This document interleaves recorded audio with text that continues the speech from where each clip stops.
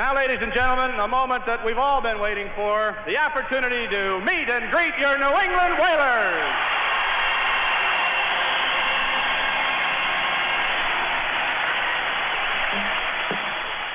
It's like being born all over again, really. We came from Boston, where naturally the Bruins were number one, and come to a place now where we're number one, and the people have really accepted us, and it's just a fantastic feeling to go out there and feel you feel the warmth of the people out there cheering for us. And if you recall the last game of the playoffs, we played at home, and we come out and the people give us a 10-minute standing ovation. I tell you, that sends the shivers up and down your spine.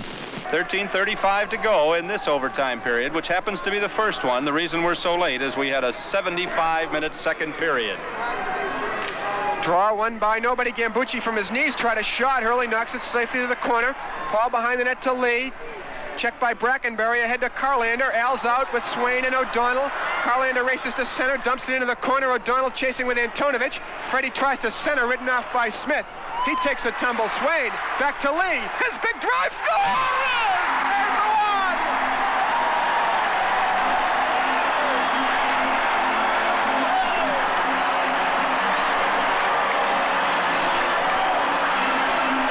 Get out your seat, your tickets marked C, because there's hockey at the Hartford Civic Center next Friday night.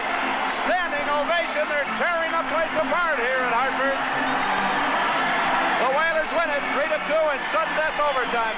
First of all, coming to this area meant a great deal, having a tremendous turnout the very first practice we ever had in Hartford. I think that had to give the guys a tremendous lift, the way they got behind us, the signs that were in the building for different players, the reaction when goals were scored and fights and things like this that certainly give the team a lift. I think that makes a big difference, especially if you're going to be a winning club in this league or any other league. You've got to have the fan support behind you, and it looks like the people here have really taken to the Whalers. Face off to the left of Norris, controlled by the Roadrunners. Boyd trying to clear it out, kept in by Selwood. Banks it off the boards now to Webster, in deep to Carlton. Block, rebound, score! The crowd has just been over-enthusiastic about the way they've accepted the Whalers here, again by the size of the crowd tonight and the noise and the response the players get from the crowd, and the players and the fans seem to be identifying with each other, and I'm really surprised at how fast the fans of the Hartford area are really taken to this club. Alan Glaspell missed a clear slash on Rick Smith as he really laid the lumber to Swain, skating over the St. line, and Gary really giving Glaspell a what for. Gary came right off after getting slashed and really ran Hampson to the boards. Jack Carlson now spun around by Swain. They both fall. O'Donnell jamming with Hampson. Fotiu now works his way, and he just muscles Hampson to the boards. Nick again on Hampson. Swain in there to chase him behind the net. Here's O'Donnell wiping him out. Kept in by Walton, and we've got action here. Walton and Swain with the sticks. Here's Swain taking Hampson out. And Smith throws it to the line, and Glaspell just lets it all go. How about that? Lee now in his own zone. I haven't seen a play like that all year. Swain has lost his helmet. He gets a bump from Hampson. What a check O'Donnell laid on Hampson, about 9 strides. An obvious charge. Here's Walton around Lee. Poked by Hurley as the buzzer sounds. And the Whalers get a standing ovation as they skate to the dressing room.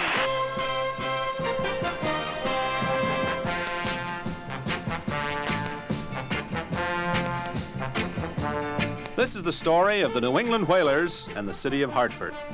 We'll begin with the courting stage of this very unlikely marriage. The Whalers, a hockey team without a city. Hartford, a city without a team.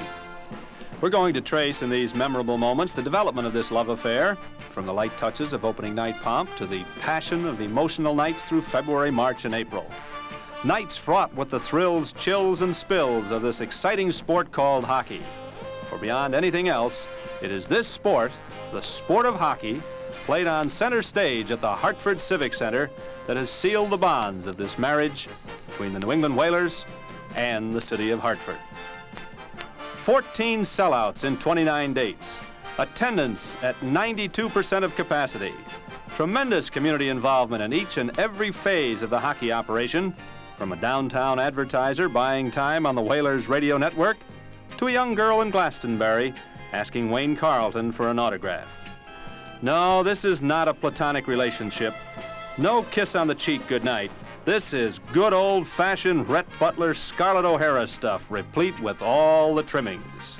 People still coming in. A full house here tonight. As we look all around the Civic Center, there are no seats anywhere tonight. As a matter of fact, during the course of the day, the Whalers are out here practicing, and while practicing, they had 9,000 fans on hand watching practice alone, if you can envision that. Let's also not forget the standing room only crowd at the Booster Club banquet, or the surprise Bradley Field welcome following that playoff loss to the Saints. But why? Why all the fuss? Well, the answer lies in the game of hockey itself. Like an iron claw, this game grips us with its Coney Island roller coaster of ups and downs. And what better man to share with us his thoughts on the nuances of pro hockey than Whalers coach and general manager Jack Kelly, a man who has won championships at all levels. Hockey, to my way of thinking, is probably the most exciting game played, both from a participant's viewpoint and that of a spectator.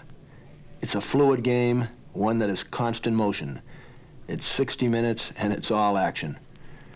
In regards to offense, the idea is moving the puck ahead, head-manning the puck, moving it out of your zone as quickly as possible and breaking the puck up to your open wings.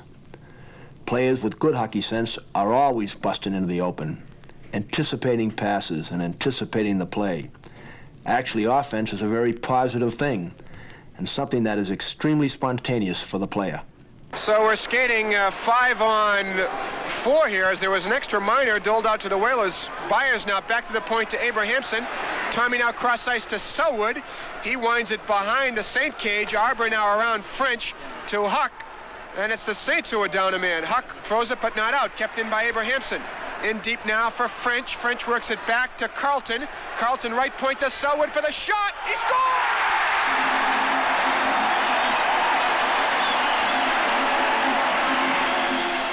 Defense is something that has to be thought about.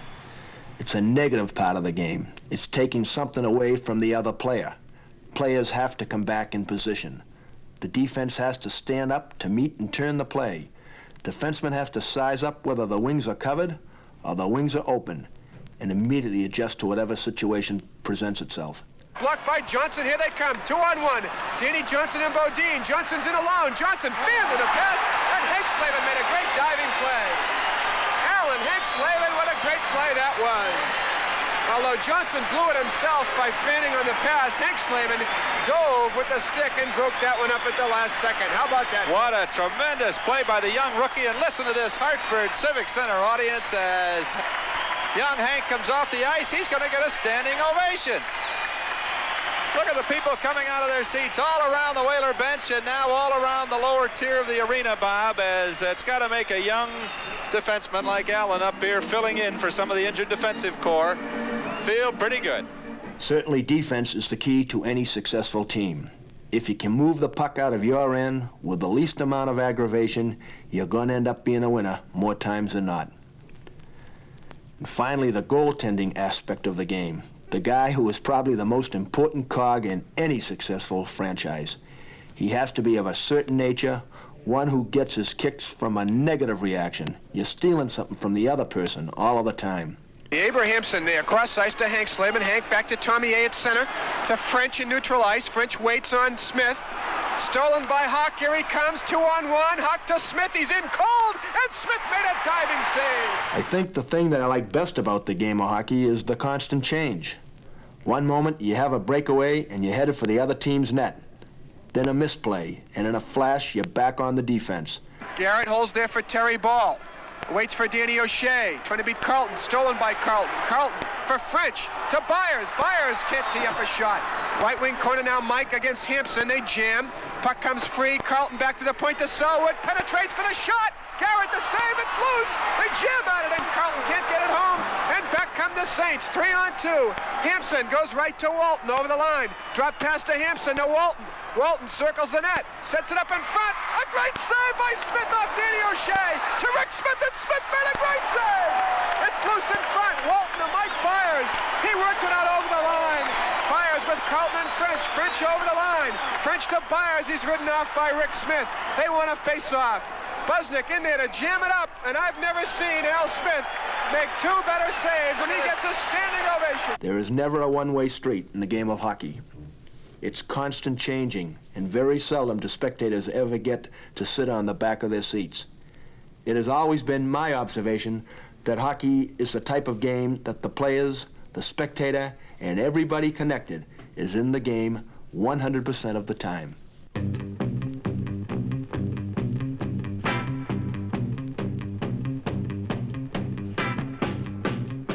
Through all the thick and thin of the Whalers' first memorable season in Hartford, one moment really stands out.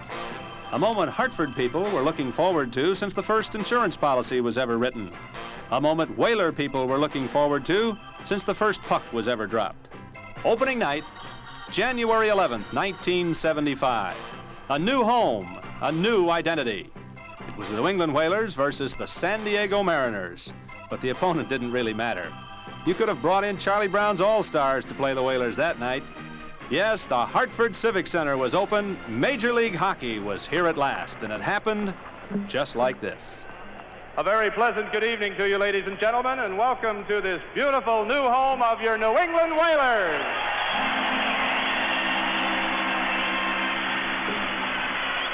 Now, ladies and gentlemen, a moment that we've all been waiting for, the opportunity to meet and greet your New England Whalers.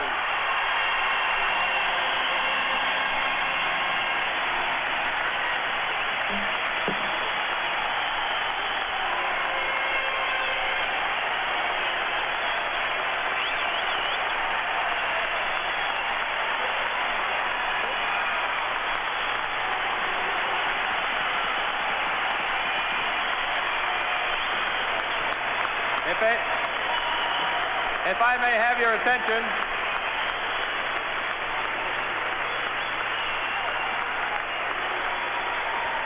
If I may have your attention, please.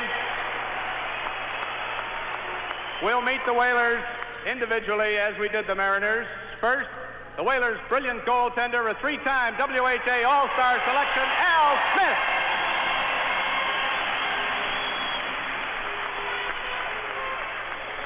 Now I direct your attention to the players' bench to my left. An injured Whaler not in uniform tonight, a rugged defenseman, member of Team Canada 74, also a three-time WHA All-Star, number 2, Rick Lee.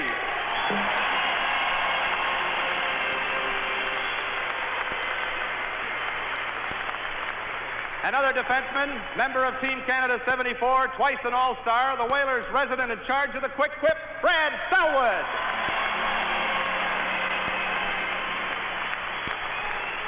A native-born American star is next. He's also a three-time All-Star, currently the Whalers' leading scorer, number 4, Larry Poe.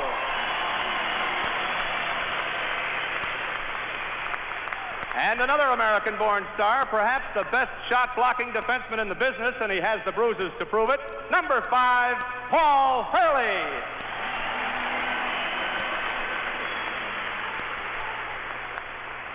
In his 15th professional season, a man with a rugged reputation, the captain of the Whalers since their inception, number 6, Ted Green.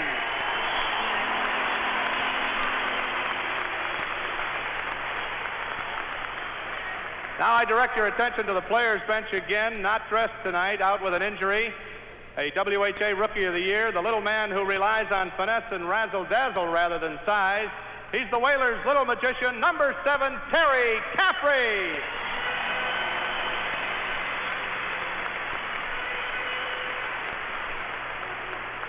The all-time leading Whaler goal scorer is next, a member of Team Canada 74, three-time WHA All-Star, number 8, Tom Webster.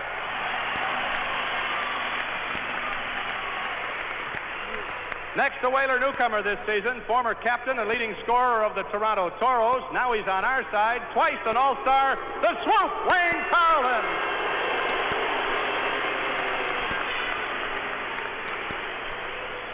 Mr. Perpetual Motion is next. He's a hard-working left winger who set a major league record with an overtime goal in just 4 seconds at Quebec earlier this season. Number 11, John French.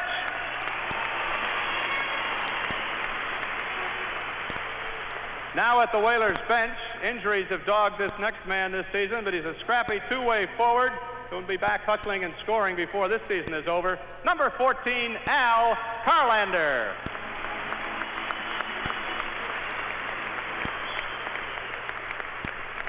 Still one more American star next, an All-American while at Boston College, member of the U.S. national team, member of the 72 Olympic team, and a real speed merchant on the blade, number 15, Tim Sheehy.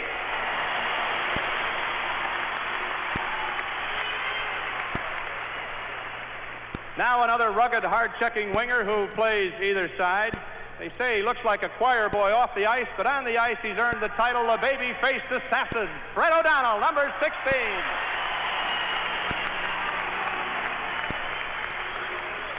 And now a man whose tireless efforts make him invaluable to the Whalers as a penalty killer or skating a shift at any forward position. He's always ready.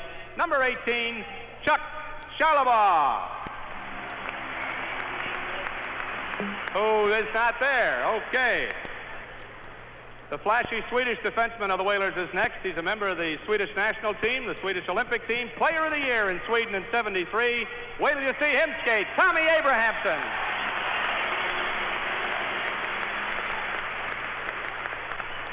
A Whaler rookie this year and penalty killer supreme. Plays all three forward positions. He's an off-season golf pro and just 2 nights ago displayed a new talent as the team policeman in Phoenix. Number 20, Gary Swain. An exceptionally strong skater and an extremely effective right winger is next. A veteran with impressive statistics at every level of his professional career. Number 21, Mike Byers. The term wily veteran fits this next Whaler perfectly. In his 17th pro season, his experience pays handsome dividends for the Whalers, as evidenced by his 14 points in his last 7 games. Number 22, Don Blackburn.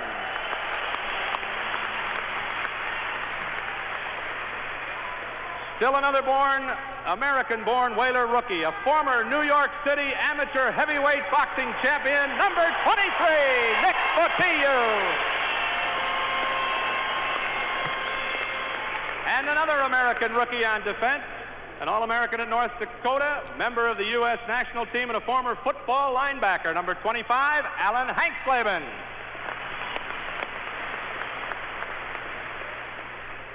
The other half of the Whaler penalty killing unit was also a collegiate All-American. He leads the team in shorthanded goals, another of the tireless workers of the Whalers, number 27, Tommy Earl.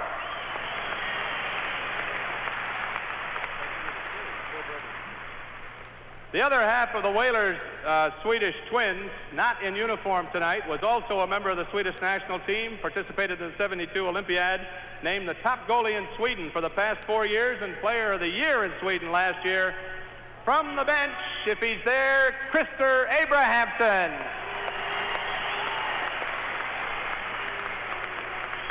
And just one more Whaler veteran, back in Whaler green following a brief retirement. Boston born and bred, goaltender, number 30, Bill Berglund.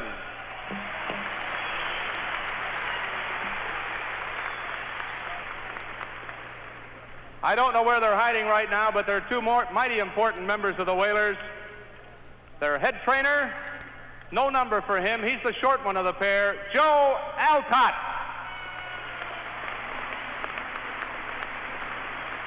And the other half that makes everything happen, the equipment manager, Skip Cunningham.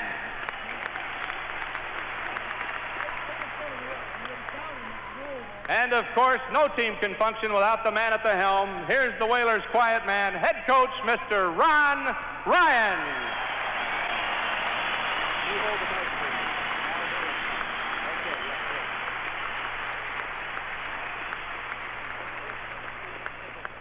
First, we're going to hear from the managing general partner of the Whalers, Howard L. Baldwin. Thank you, Bill. I had a big, long speech planned, but I've never seen so many people in an arena before, but I'm too scared to make it. But I will say this. The New England Whalers, owners, management, and players are very, very proud to represent the city of Hartford and the state of Connecticut in Major League sports. And if you'll look up there to the ceiling, you'll see 2 championship banners for the first and the second year. And our pledge to you is to do everything we can to bring the World Championship back where it belongs, to the city of Hartford and the state of Connecticut. Thank you very much.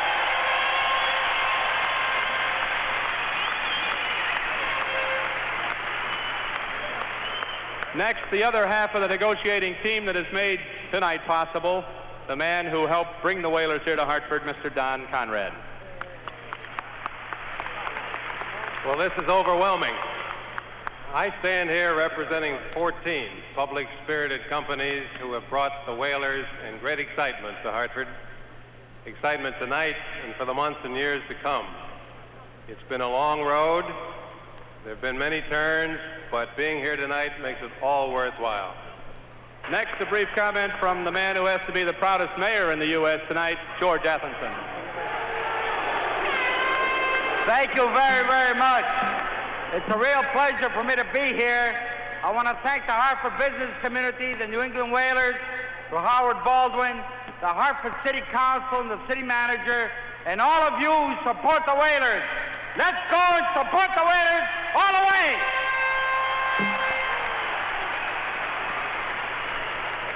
And now the final comment from the president of the World Hockey Association, Mr. Dennis Murphy. Thank you. Thank you very much. And I want to present this trophy to your president, wishing him the best of luck always, and another championship for New England.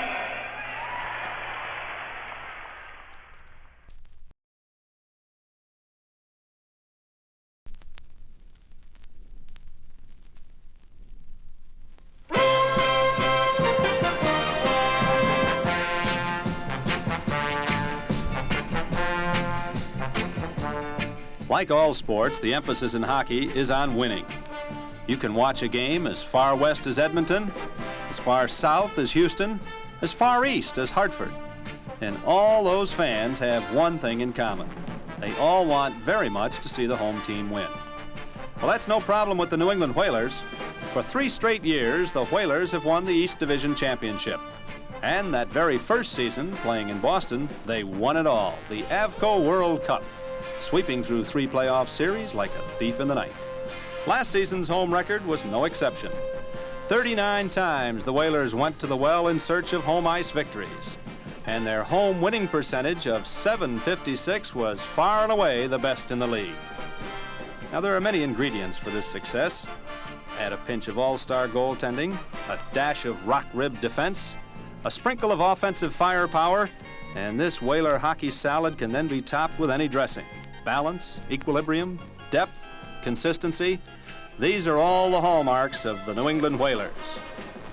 Naming names is a bit difficult and perhaps a bit unfair when you talk about the Whalers. If you mention Rick Lee in one breath, you just have to think of Brad Selwood in the other. Think about Wayne Carlton for a moment, and John French will come to mind in the next. This is a team. And the Hurleys, the Abrahamsons, the Hank Slabins, the Climeys, the Swains, the Caffreys, the Byers, the O'Donnells, and the Landons et al. Make as big a noise as the few fellows perhaps the other teams know best. Take Larry Plow, for instance. Larry is a kind of symbol of the Whalers. Plow is an American in primarily a Canadian's game, kind of akin to Milton Berle playing the title role in Hamlet. A silent guy, his businesslike approach and consistent performance make him an unsung hero on a team of unsung heroes. A center by trade, Larry Plow is just one of those guys that does everything right. Sobchuk now goes right to Jim Niekamp, who skates unattested as center ice. Now throws into the right wing corner, winds around behind Landon, who touches it neatly, leaves for French. French now threw it right in the stick of Gray, behind the net, controlled now by Lee. Lee is out. Lee to Plow at center. Plow has O'Donnell and Lee. Plow over the line, right up the slot. Plow shoots, scores!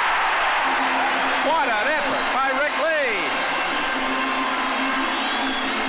And Larry Plow, did they get their act together that time, Bob? Lee saw him breaking, laid it on his stick. Plow went in, and as they crisscrossed, he just used Lee as a decoy. And Larry Plow turned around and drilled it past Jack Norris, ties the game at 13-24. While Plow is the model of the steady, Tom Webster is the symbol of the spectacular. If it's goals you want, it's goals you get from this talented right winger. A skater of deceptive speed, Webster is the rifleman, zeroing in on rival goaltenders to unload those lethal semi-slaps. Shots that send Whaler fans home with a smile and goaltenders to the nearest tavern for repentance. Each and every year of the Whalers' existence, Tom Webster has led the club in scoring goals. He's the home run hitter, the Babe Ruth of the hockey-playing set. Keoghan over the Whaler line trying to beat Selwood, can't do it. Controlled by Lee, ahead to Climby. Goes to Newell, to Niekamp at his own line. Banks it off the boards now to Mowat. He dumps it into the Whaler zone. Flagged down by Lee in the left wing corner. Good pass to Webster at his own line. Webster's out with a burst of speed. Center ice over the line. Webster dancing in for a shot. He scores! Is he something else?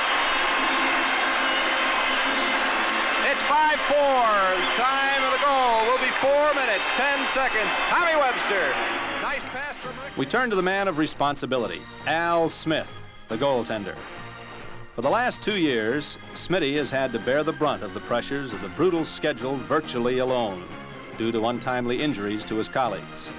Razor sharp of mind and body, Smith handles his craft like a left bank of the Seine impressionist painter, with thought and with care. An honest sort, Al is the first to admit to a bad night, and often the last to take credit for a good one, at least to the public. When Al Smith leaves an arena, he needs no pat on the back on good nights, no scolding on poor ones. He's his own critic, and this self-analysis and personal pride of performance has given Al Smith a reputation as the consummate professional. Abrahamson there, cross ice to Hank Slavin. Hank back to Tommy A at center, to French in neutral ice. French waits on Smith. Stolen by Hawk, here he comes, 2-on-1. Hawk to Smith, he's in cold, and Smith made a diving save. Then there's the Nick Fotiu story, the most unlikely tale of all. Just what are the odds of taking a 15-year-old out of Staten Island, New York, giving him a pair of skates and turning him into the most popular professional hockey player in the city of Hartford? Unlikely? Sure, but that's just what happened. During month-long balloting at the arena and all Hartford National Bank offices, Big Nick was chosen as the favorite Whaler. He then named Newington Children's Hospital as the recipient of his cash award. But that's not unusual, that's Nick. The big Civic Center crowds are well accustomed to Nick's sprinkling of pucks in the stands before a game, Nick signing countless autographs for the kids after the game, and of course, Nick creasing the bad guy with a check in the corner during the game. Nick, what about your first year now? You've just completed your rookie season. You're obviously very popular in the town of Hartford and in the Civic Center and in all of southern New England as far as that goes. These fans in the Hartford area have been something else, and you just mentioned they've taken to you. Did you ever expect anything like this when you came with the Whalers? No, I didn't really. First year, it's amazing. I really never expected it. It's like Madison Square Garden when they're yelling, "We want Eddie Giacomin and Brad Park." And I come here, and it's just like, it's amazing. I go step on the ice, and what the people do for me, and do for the team, too. It really picks up a team, a real lot. Subchuk and Gray, the two wingers of this line, have both been very physical and at the same time very effective for Phoenix, but that brings out the enforcer. Here comes Fotiu. Here comes the judge. Would be appropriate if he was one who was deciding things, but he is the one about whom things are decided. Rendering justice. Right. To wrongs perpetrated against his teammates. How true. Carlton, Fotiu, Blackburn against Subchuk. Carlton wins the draw. Blackburn's dumped by McNamee. McNamee controls now, banks it off the boards to Wendell Bennett in the zone right wing corner. Tried to get it out, kept in by Abrahamson, finally by Carlton. Abrahamson now working against Mino, got it to Carlton. His shot is way over the net. Control now by Fotiu. Here's Fotiu giving a run to McLeod. McNamee and Fotiu now want to go at it. He takes on McLeod first. Here's Fotiu and McLeod, and Fotiu is just waxing him with a series of punches. Oh, look out, Doctor, here. We've got a wild one going now. Fotiu just completely decimating, and there's three roadrunners that want to get after Fotiu. And McNamee, Blackie is just holding it back. Nick was just like McLeod was the bag hanging in the gym somewhere and just pounding away at him. And Brent Castleman said, quickly, break that one up, fellas, break that one up. But while we talk of Plow, of Webster, of Smith, of Fotiu, we must keep in mind that this is a team affair. a 19-man traveling salvation show. D'Artagnan would have loved to play with this club. It's an all-for-one and one-for-all feeling, and that has much to do with the team's success. Even the most ardent of Whaler followers would have to admit that the other guys, the opposition, provide many of the thrills during a given season. Hockey would be pretty dull with just the Whalers on the ice. The big names in the WHA read like a who's who of hockey. Jacques Plante, Anders Hedberg, Frank Mahavlich, Vaclav Nedomansky, Jerry Cheevers, Andre Lacroix. We could go on and on and on. But two guys wielded particular magic. French now ahead to Plow. He lost it. He had Mans to Hedberg, to Hull. Good shift around French. Back skates to his own line. Bobby Hull now. Drop pass for Bollet. They penetrate even further in their own zone. Bollet now is out 1-on-5 to center ice. Trying to shake and go around Hurley. Beats him by a half step. Bollet centers it. Hull scores! Bobby Hull scores his 69th goal of the season. And much as the Hartford fans don't want to applaud Bob, they, I think, all came to see Bobby Hull score one, but they'd like to see the Jets end up with one fewer than the Whalers. But at 11:30 of the third period, Bobby Hull puts them on the top side of the score for the first time tonight. The Jets on top now. Like the Pied Piper of Hamelin, Bobby Hull came whistling into Hartford with his hockey tune of booming shots and slashing skating strides. With his two Swedish cronies, Anders Hedberg and Ulf Nilsson at his side, Bobby bewitched and bewildered the Whalers in Hartford one night in particular, scoring a 3-goal hat trick en route to a record-shattering 77-goal season. Then there's another story, perhaps even more amazing than the Hull Odyssey. Popeil to Gordie Howe over the line, trying to put the move on Hurley. Paul has him well covered, centered it, no one there. Carlton actually dumped the shot wide of Landon. Comes to Hurley, chased down by Gordie Howe. To Mark Howe, he scores! Well, just like that, Gordie Howe outmuscled Hurley to Mark Howe, and the father and son combination clicks. Father and sons, Father Gordie and sons Mark and Marty Howe, the Waltons of hockey. 46-year-old Gordie with specks of graying hair, master of the subtle and the sublime. Teen Angel Mark, a left-winger of extraordinary speed and accurate shot. Defenseman Marty, mean as a master sergeant with the sense of a good traffic cop. The Howe family affair is one that the Hartford fans will never forget. A frantic hockey season has its own built-in pressures. The players, the writers, the broadcasters, the fans, they all feel the emotional teeter-totter in their own way. And no one knows this better than a quiet coach named Ron Ryan. I'll never forget that night walking down a lonely corridor in the wee small hours at a Toronto airport, looking down and seeing the Whalers' popular coach on the floor, a victim of nervous exhaustion and the pressures that only a coach knows so well. Gentlemen, after lengthy discussions and much soul-searching and very serious conversations with Dr. Turco, it seems in the best interest of Ron Ryan that I relieve him of his coaching duties for the rest of this year. Ronnie has done an excellent job, and I don't think you could ask any more of any other coach. But it has taken its toll. It was an extremely scary thing to have a young guy like that collapse the way he did and then collapse again in the hospital. And we're totally convinced it's from nervous exhaustion and not anything organic or anything of that nature. But we feel that it would come back on Ronnie with the strain that's coming down, and he's not still quite himself, as you can imagine. And Ronnie and I spent the greater part of the day together, and we felt this was certainly in his best interest. Whether it's in the best interest of the team, only time will tell. But it was a very tough decision, and tough for Ronnie because naturally he wants to be with his team. And as I said before, he's done just a great job all year long, and everybody in the organization feels extremely bad that a situation like this did occur. Once the initial announcement was made, rumors began flying about the popular Ryan. Would he stay with the team? Would he go to Colby College as athletic director? Howard Baldwin had the answers. The purpose of this gathering is so that I might, on behalf of the New England Whalers Hockey Club, clear up all the speculation and the rumors that I've been reading in the newspapers about Ron Ryan. And I'd like to make perfectly clear at this time that Ron Ryan is going to be with the New England Whalers organization for as long as he wants to be. And he'll not only be with it, but he'll be with it in a very integral role. Ronnie and I and Jack have gotten together. We've kicked around some ideas we have, and really our big concern right now is getting through the year and winning this championship for the city of Hartford, and then come the summer, we'll get down to where we have a job description. But again, I repeat, Ronnie's with us. He's been with us. Jack, Ron, and I really are the first three people involved with the Whalers. We go back right to the beginning, and we're going to be together for a long time. The New England Whalers pride themselves on team play, on unity, on lack of any self-professed superstar. And so, on a team of unsung heroes, the press one night honored the unsung hero.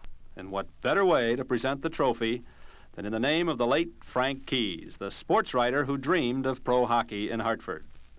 A colleague at the Hartford Courant, Tom Hine, helps us remember that night. The Nancy Silver Trophy is to be presented for the first time tonight.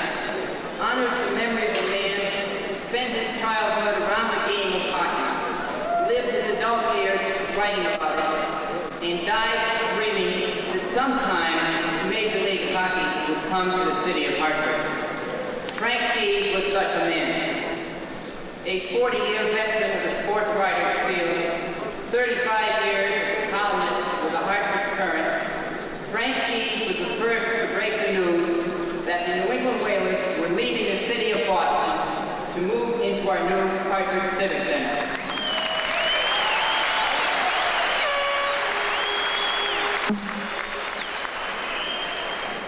Frank Keyes died at 5 and never lived to see the Whalers play a game here.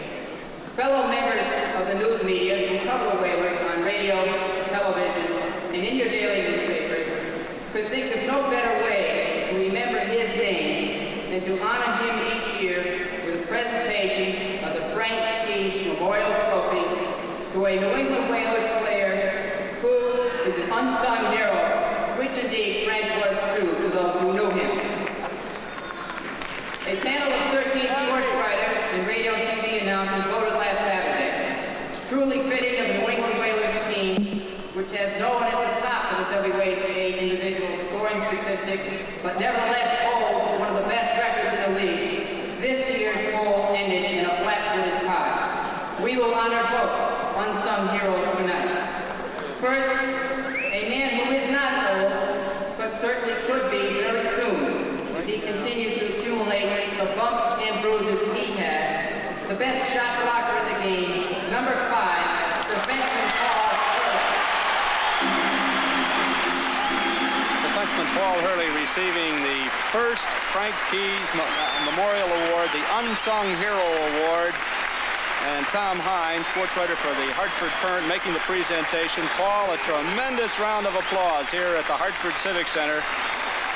Most deserving young man as he goes out night after night, blocks countless shots, and just turns in a tremendous effort game after game. This year's race ended in a tie. Down to the ice again. Here's Tom Hine with the co-winner. A man who has proven this season the hockey players don't get older, they just get better. Number 22.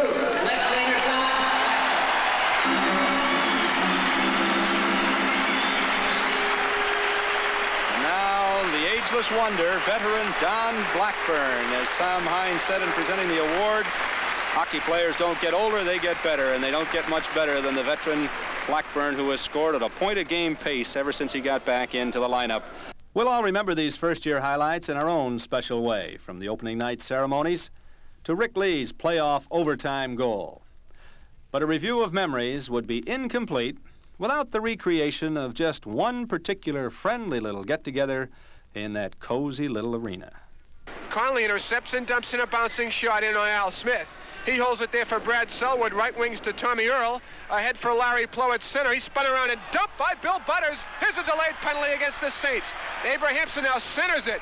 Tommy right wing corner, and we're going to have a penalty here. And now Earl and Butters and Plow. We got a fight breaking out here in the right wing corner.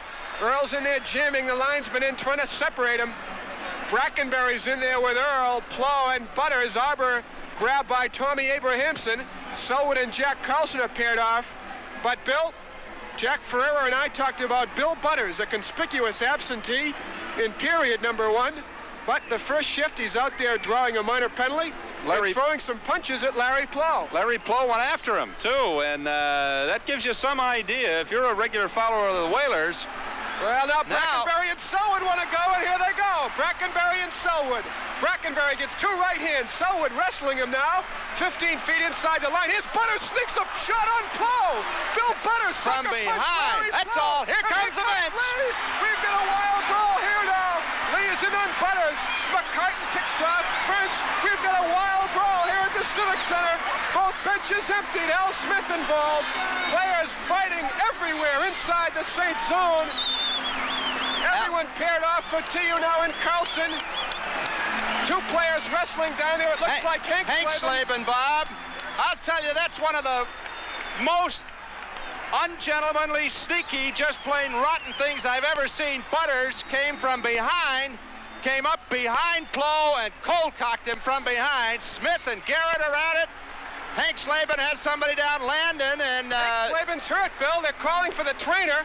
And now Gambucci and Hurley, who are wrestling at center, come up, and now it's Smith and Garrett fighting. Wild scene here at the Civic Center as players in sticks and gloves all over the ice. The irony of the situation is Selwood and Brackenberry, who started it all, are now kind of just hugging each other at center ice, dancing around. But you're right, Bill, the despicable act by Bill Butters, sucker punching Larry Plow. And now, here we go. We still got Smith and Garrett involved, with Busnick and Ricky Lee, and Landon's out there with McCartan. And here we go again. And Smith and Garrett. Piece of Garrett. But Garrett hasn't taken off his mask. And now Nick and Carlson come together. And now Nick wants Carlson. That's obvious. This may be the main event. He was just holding 2 Saints, 1 in each hand. Oh, Carlson just cold-cocked Nick. And Nick comes right back at him. Here they go for TU and Carlson. Look at them slugging each other. And down here in the far right hand, Brackenberry and Selwood still having some comments, still taking some swings. It looks like Saturday night at Roseland in New York. Everybody's paired off. All the good guys in white and the other ones are in blue. And linesmen, now Frenchie and Hampson are going at it. Selwood and Brackenberry. Bob, you watch the left-hand boards, I'll watch the right, and we'll just kind of override each other. How about that? Well, now Butters and Swain are going at it in front. Smith now flailing away at Garrett. Right hands by Al Smith on John Garrett. Carlson and Fortillo are separated. Nick's face is bloody. We've got a wild scene here in Hartford. And the irony of it all, look at the 2 trainers, Joe Altott and Glenn Gostick, just calmly chirping at the line. Selwood and Brackenberry finally get rid of each other. We've got cups and sticks. Nick is cut, and he's going right to the box after Carlson. He shrugs the linesman off, gets spun around, and now both linesmen are in front of Fortillo. He's going into the visitor's box if he can get there, Bob. Well, affable Bill Henderson, the Whalers director of minor officials, must be counting his breath down there because he's got Carlson in there and an angry Fortillo and a cut Fortillo wanting at Mr. Carlson. But as we suspected, Glass Bell let this get out of hand. It all started, and now Butters and Swain, and Smith wants a piece of Butters. Look at Al Smith against Bill Butters. He just rides him right out of the play, too. Smitty kills him.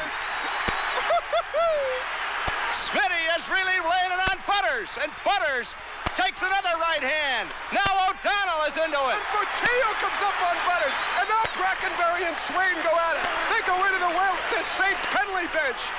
This just mayhem out in the ice. Fortillo racing it after Brackenberry, and now Carlson out of the penalty box. I've never seen a fight like this in 20 years.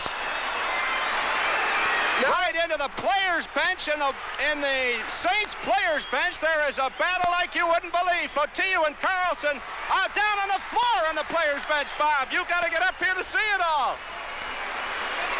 Well, we hope this ends soon. Cooler head. And now fans throwing beer down there. I hope they don't get involved in that because then it really will get nasty. I don't know. Alan Glass Bell better get out his pencil. He is going to have his hands full, and there's still fights breaking out everywhere on the ice. I've I've never seen a scene like this, Bill, ever. I've seen many a nasty brawl, but never one as vicious and as long as this one. And it all started when Bill Butters came up and suckered Larry Plow after the original battle, and I don't know. Now Swain, they can't get him separated around the glass. Bell is saying, okay, fellas, he's down here in the Minnesota bench trying to pull bodies apart. The fight continues. Harry Neal is standing back out of the way. Al Smith now. They keep changing partners. Smitty has had dancing lessons, Bob, here with Butters, with Garrett, and now he looks like he's going to go with Brackenberry. Well, I think cooler heads have finally prevailed, at least we hope, as this thing is now getting to be a bit ridiculous. Every player on both teams, Bob. But, Bill, you know, you've seen bench-clearing brawls in which 5 or 6 players are involved and everyone else is paired off. But never have I seen a fight where there were 8, 9, 10 separate incidents going on at the same time. Now it's Brackenberry and Smitty. They just will not quit. Busnick is down here with Selwood. Well, luckily the fans haven't gotten involved as yet, and we hope they refrain from doing anything silly. And Fatillo now wants a piece of Brackenberry. He tells him to get away from Smitty, and Smitty says, Nicky, I've got Brackenberry in hand. Don't worry about him. And now Garrett comes over with Mike McMahon and Plow. Plow is taking McMahon out. And poor Larry Plow, he took the sucker punch from Butters, and I think that's what infuriated Al Smith, Bill. It sure Smith is. Always wanted a piece of Butters in that fray. But how Glaspell can make rhyme the reason of this fight, he'll need Kissinger and the entire UN peacekeeping force to make some sense out of this. Let's see if we can go.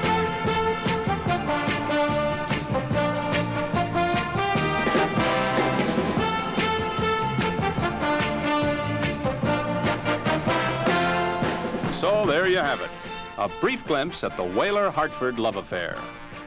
From managing general partner Howard Baldwin, to coach and general manager Jack Kelly, to the players and the entire staff, the Whalers' hats are off to you, the fans, for turning it all into a reality. Perhaps a favorite player whose name you've heard in these past few moments won't be with the Whalers next year. That's because hockey is ever-changing. You've got to keep pace or find yourself at the back of the pack. And Hartford fans are just too good to let that happen. So there will be new faces, new names. The Danny Arndts, the Rosaire Paymonts are all ready to join the holdovers and give you, the fans, more explosive offense, stingy defense, and heavy-hitting aggressiveness. That's hockey. That's the New England Whalers. Drive score!